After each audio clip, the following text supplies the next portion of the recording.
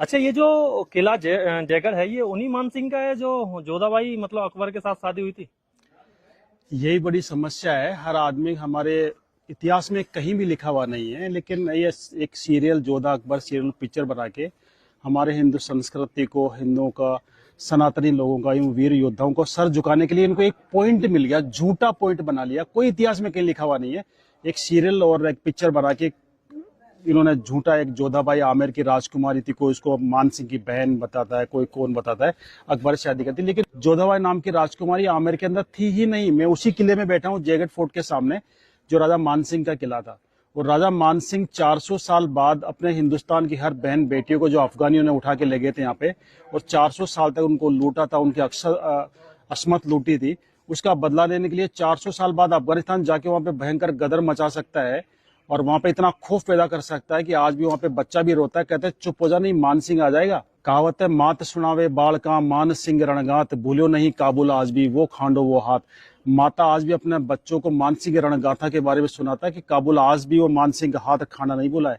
वो मान सिंह क्या अपनी बहन किसी अकबर को या मुस्लिम को दे सकता है?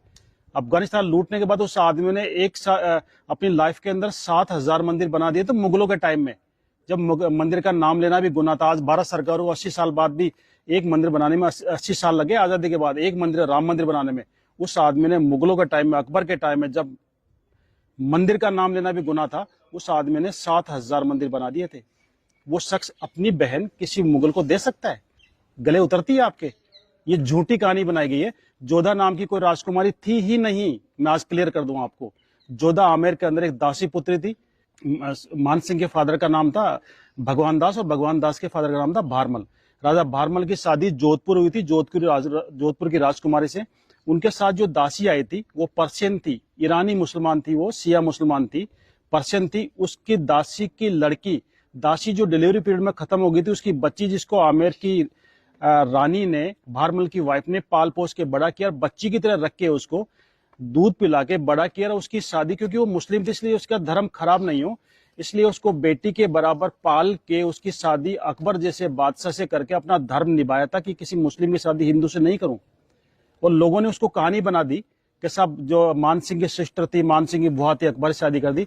मान सिंह जैसा तो योद्धा ही नहीं था। अगर मान सिंह नहीं था उस समय सनातन ही खत्म हो जाता। आज हर मंदिर के ऊपर आपको पचरंगा झंडा नजर आता है। पता है पचरंगा झंडा क्यों लगाते हैं? अफगानिस्तान के 5 कबीलों को जो हराया था, 5 टुकड़ों में डिवाइड था अफगानिस्तान, काबुल, कंधार, बलख, गजनी और तजाक। खूंखार कबीले थे। दुनिया की कोई सेना वहां पे गई लेकिन जिंदा वापस नहीं आई थी। उस अफगानिस्तान को मान सिंह ने एक युद्ध में पूरे कंट्री को परास्त कर दिया था। 5 के झंडे छीने, उनको 5 के मिलाए, उस विजय की याद में अपना पचरंगा झंडा रखा था। उससे पहले अफगानियों ने यह हालत कर दी थी हिंदुस्तान की। हरिद्वार जाते, हरिद्वार में जितने भी पंडित थे सारे पंडितों को मार दिया था, सारी पूजा वहां पे बंद हो गई थी। मान सिंह ने वहां पे जाके दोबारा से हिंदुस्तान के सारे पंडितों को बुलाया, सोरोजी से बुलाया, आसपास के गांवों से बुलाया और वापस वहां पे हर की पौड़ी बनाई और दोबारा से वहां पे धार्मिक प्रक्रिया स्टार्ट हुई थी। हिंदुस्तान के हर कोने से पंडित गए थे। राजा मान सिंह को धर्म रक्षक माना था और उनके पचरंगे झंडे को मिला के, 5 कलर को मिला के आगे से तीखा करके उसको धर्म ध्वजा का रूप दिया था। आज हर मंदिर के ऊपर 5 कलर का झंडा क्यों मिलता है?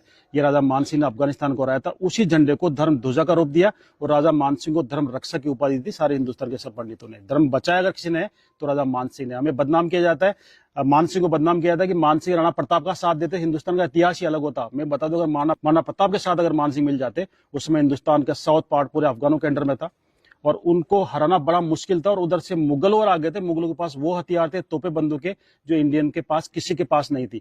अगर मान सिंह राणा प्रताप से मिलते तो मुगल और पठान मिल जाते, हिंदुस्तान से नामो निशान मिटा देते हिंदुओं का और सनातन का।